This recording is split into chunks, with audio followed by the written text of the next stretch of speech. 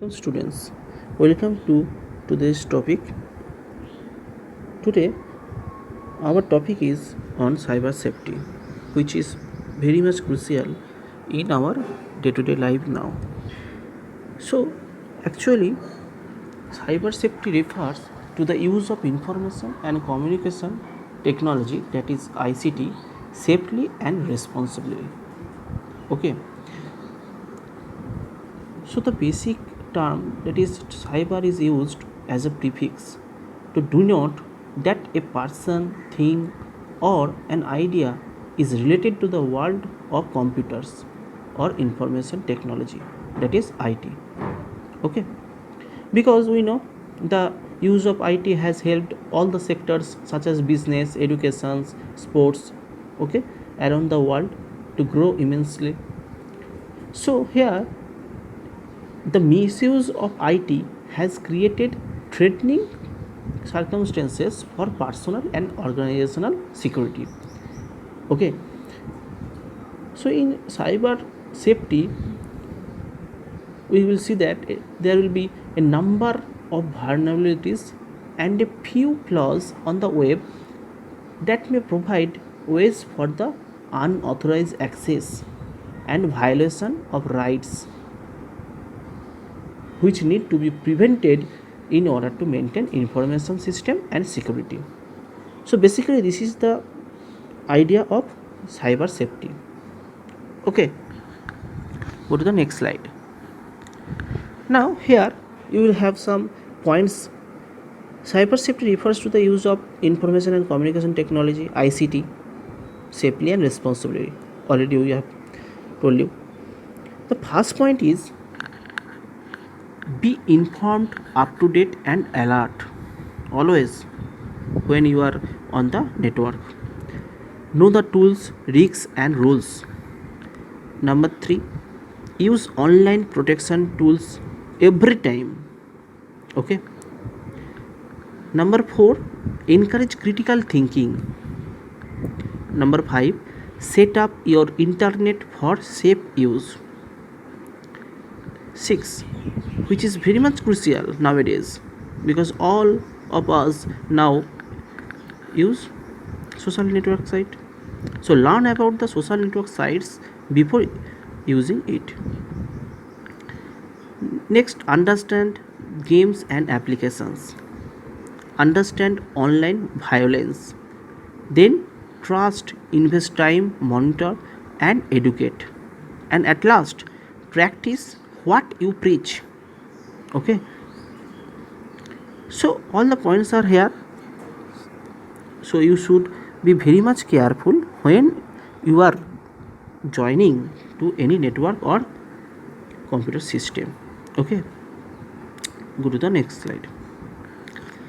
So now we'll learn about the threats to the cyber safety. Okay, so all the threats to cyber safety are in circle. One is malware, one is hacking, then phishing, password cracking, spoofing. Okay, so all the terms are related to the threats to cyber safety. Later we will be learning one by one. Okay, so the point is, we the people in the IT field generally resort to unethical practices in order to access sensitive information from a computer. Number 2 point is, they find different ways to crack the security system of the computer and get information. Okay, so these are the points and these are the figure of threats. Okay, so you have to be very much careful about the threats. Next slide. The first one is malware. It is very much crucial in cyber safety. It is an important threat. Actually, malware is a malicious software. We know what is software. Software means some programs, okay, that run on the computer. Okay, but malware refers to the malicious software, or you can say that bad software. that is designed to interrupt ongoing computer operations. Okay, and at the below and at the below you will have all the types of malware: worms, ransomware, malware detection and repair, virus, okay, adware, spyware. Okay, so all this will be under the malware. These are the types of malware. Okay, so basically it is used, or you can say that it is designed to interrupt ongoing computer operations and collect some private information and gain unauthorized access to a system's resource. Okay, it can also damage or delete files, slows down a computer, change PC setting, okay, send annoying advertisements again and again. Okay, so virus, worms, trojan horse, spyware, adware, ransomware, all these are the types of malware.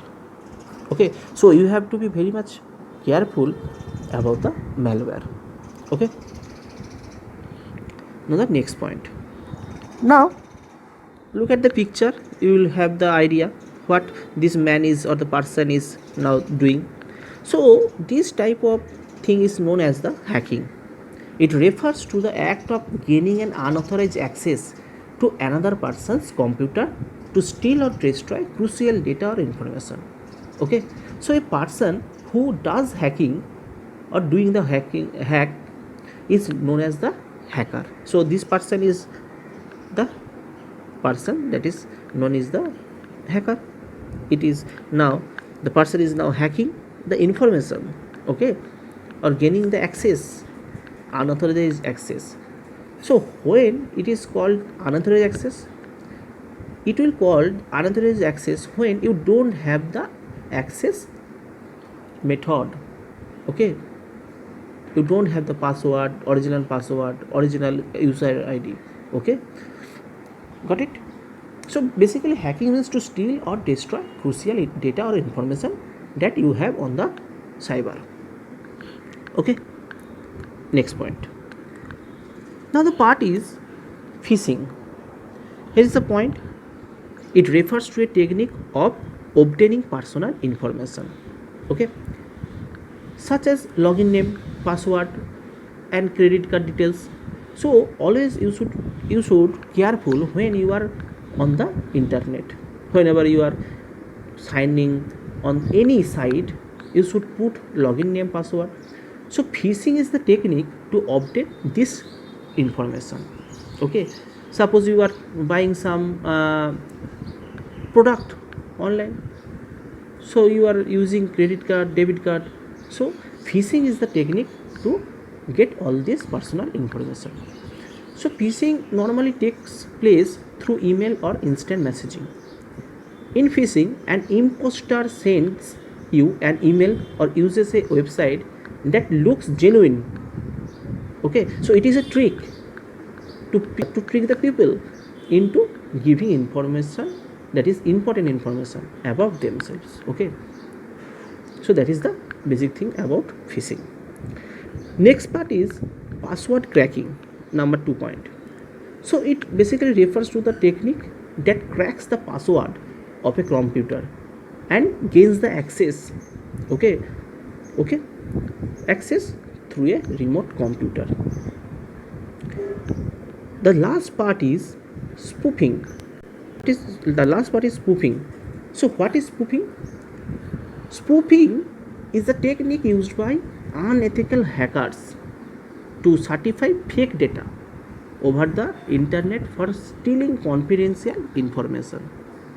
And it can be done in 2 ways. One is IP spoofing, another one is email spoofing. IP means internet protocol, that means internet using internet. Email means electronic mail spoofing. Okay, go to the next slide.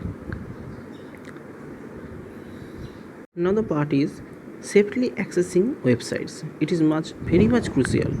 Okay, so whenever you access or trying to access any websites, then you should maintain some rules, or you have to access all those websites safely.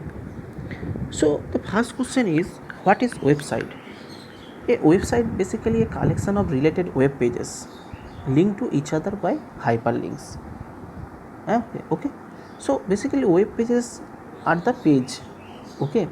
Web page is a collection of some pictures, videos, links, okay, stored on a computer, which is called the server or the main computer.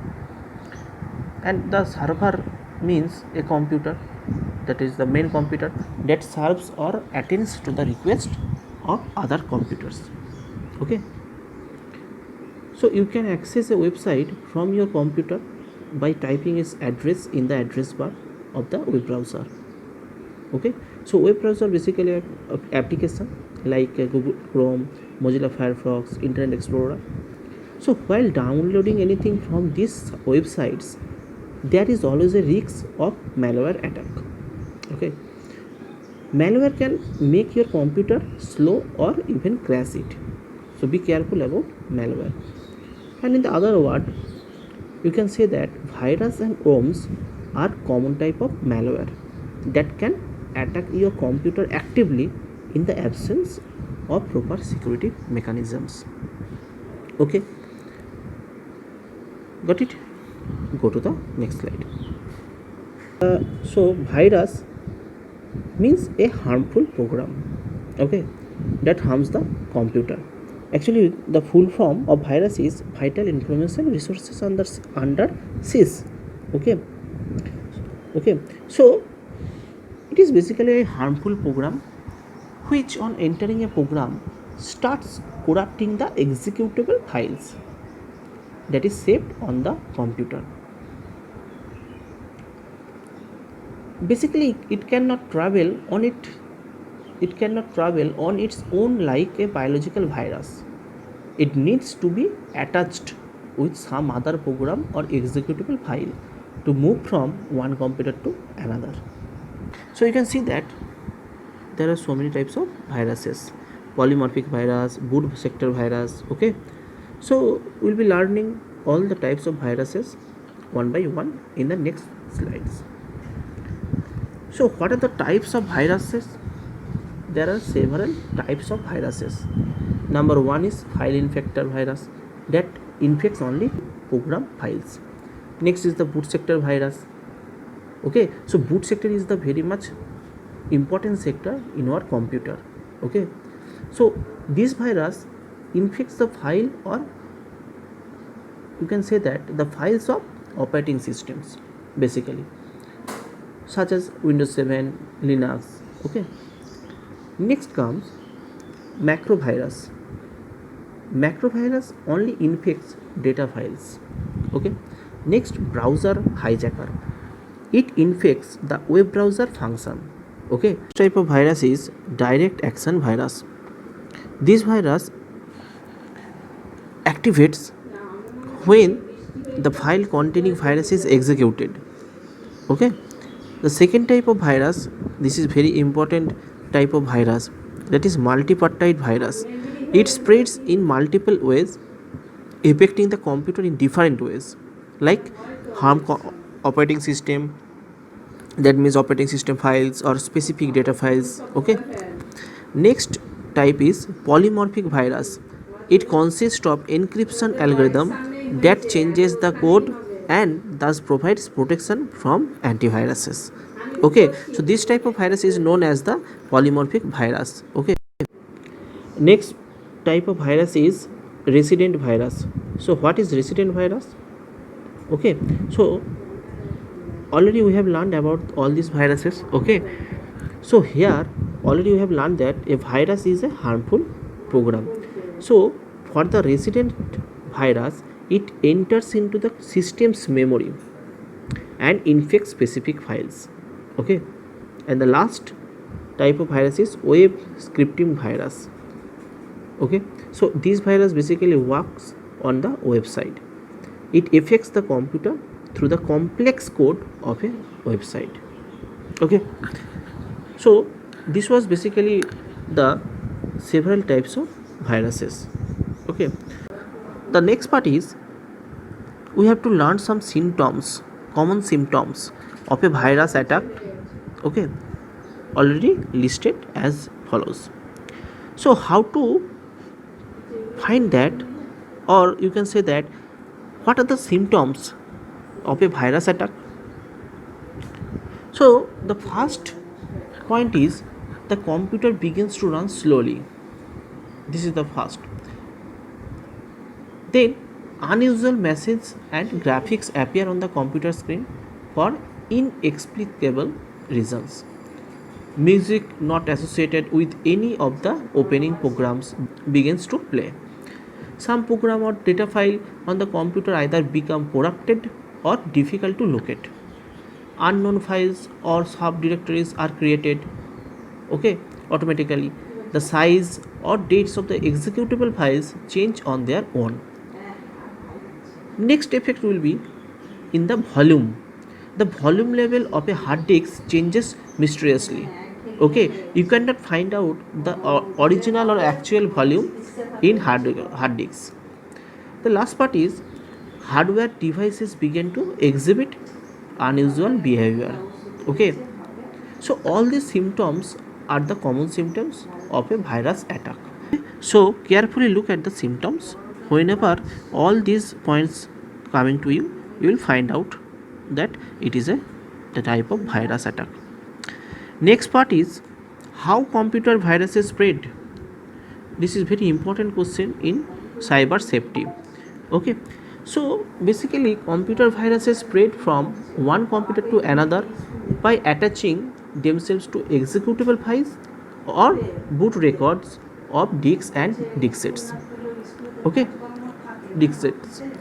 So this can also be found in email attachments also and other programs that are downloaded from the internet.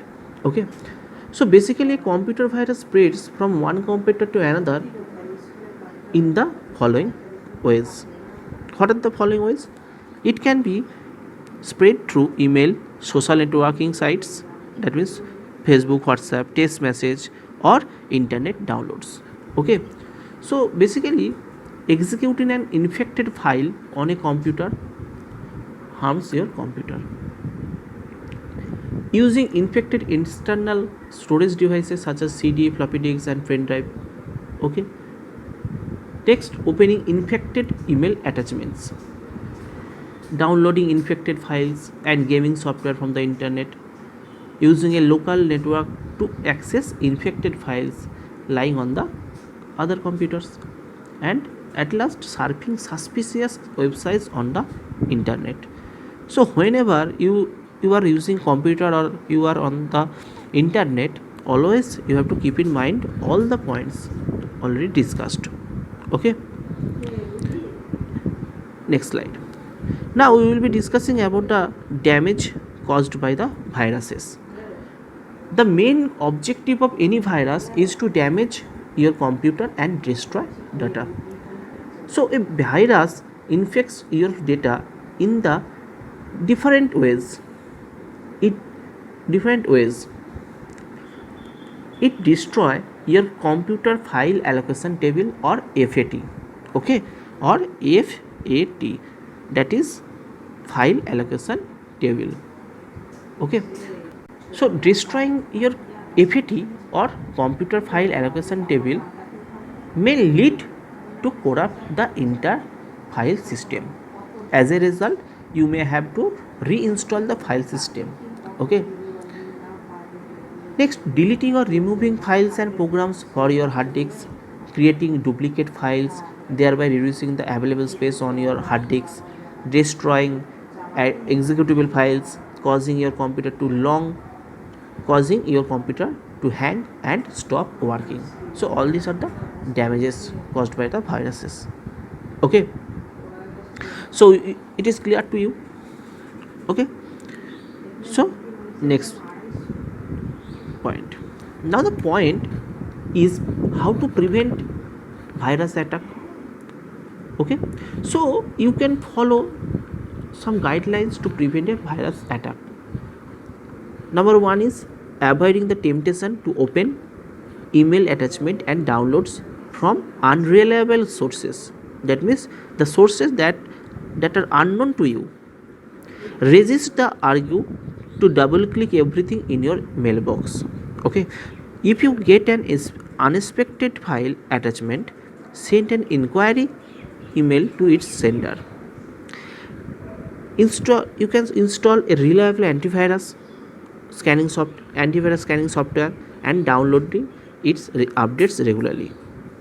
Okay, major antivirus software vendors including Network Associates, Symantec, okay, Computer Associates, and Trend Micro provides regular updates. Some vendors are also offer a service that automatically retrieves updates on your computer from the company's website. Okay, or you can install only a licensed software. This is very much important. Okay, or you can scan files downloaded from the internet or other external sources regularly, on keeping regular backups of your data. Okay, so by doing all these things you can prevent virus attack on your computer. Okay, the next part is worms. So what is worms? A worm is a program that harms a computer and destroys the data stored in. Okay, so a computer worm is a self-replicating program that uses the network to send its copy from one computer to another. Okay, so basically computer worm is a self-replicating program. It replicates itself. Okay, computer worms spread much more rapidly than computer viruses and are generally noticed when only their uncontrolled replication starts to consume system resources. Okay, so the basic characteristics of a computer worm is it is able to replicate itself, it does not require another program to host it, and it is able to replicate itself across network links. Okay, got it? Go to the next slide. Next part is how worms spread. Worms are self-replicating. We already learned it. So as it is self-replicating, we can say that it is self-sufficient malicious program. Okay, so capability to move or spread them without the use of another program or involvement of a user. Generally, they are found on computers that are capable of multitasking or are connected in the network system. Okay, go to the next part. So what are the damage caused by the worms? Mostly it interrupts services and generates system management problems. Some types of worms can scan passwords and other sensitive information and send the information back to the creator of the worm. Okay, or sometimes it can also install Trojan horses or other viruses that cause harm to your computer. Okay, we can say that computer security is the process of ensuring the integrity, availability, and confidentiality of computer. Okay, it is very much needed. So it saves data and resources against threats, viruses, and vulnerability. The information security refers to the protection of the information basically. Here, security is implemented mainly through two processes: authentication and authorization. Okay, so the first part is authentication.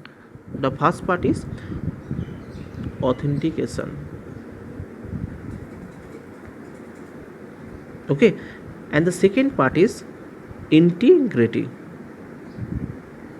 Okay, so authentication refers to the process of recognizing the identity of a user, while authorization is the process of providing access to various resources such as databases and printers to the authenticated users only. And integrity, confidentiality, and availability of information should be maintained for securing information. Okay, so we can say that not only authentication, we can say that authentication, integrity, confidentiality and availability of information should be maintained for your security purpose.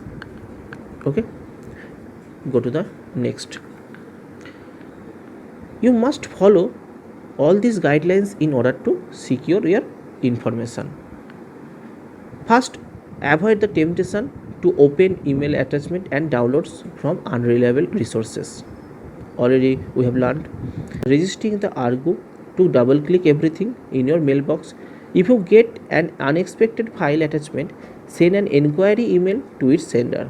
Ask him about the nature and function of the file attachment. Okay, and also you can install a reliable antivirus scanning software and update it regularly. Okay, so update the system, and every time if you can, then update the system and antivirus on a regular basis. Install only licensed software and scan files that are already downloaded from the internet or other external sources. Okay, and also keep backups of your data. Okay, so the next part is maintain privacy. Okay, maintain privacy. So maintaining privacy refers to the preserving confidentiality of information related to an individual or an organization. Okay, so at first we will learn about the maintain availability. So availability of information states that information must always be at hand when needed. The information is said to be avoidable if the conditions are satisfied. What are the conditions? It is provided on time, the fault tolerance exists in the computer system or network, there is a fair allocation of resources over the network, there is a concurrency control management in databases. Okay, next part is protect your identity. So identity theft is a type of crime that leads to the loss of personal data of an individual. This personal data can then be used by the online thieves without your permission to commit frauds or crimes. Okay, online phishing is a major cause of identity theft. Okay, there are some ways by which identity of a person can be tracked while browsing the web.